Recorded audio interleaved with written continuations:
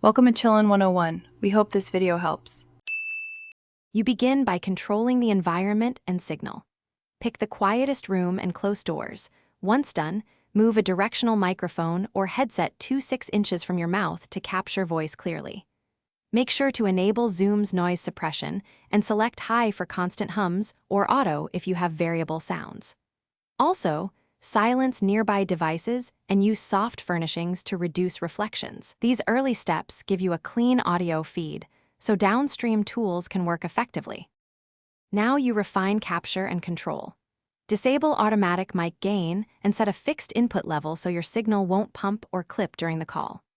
Once configured, use push-to-talk or mute when you're not speaking to eliminate intermittent background chatter. This gives others a stable experience.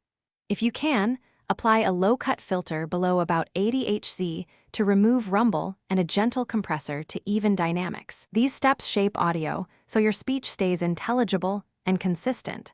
Finish by validating and preparing backups.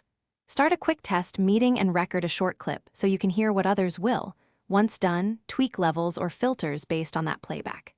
If residual noise remains, enable stronger suppression like RN noise or Zoom's enhanced setting, then restart the app to ensure changes take effect. If problems persist, swap to a wired headset, change rooms, or reposition your mic. Doing these final checks prevents surprises during real meetings.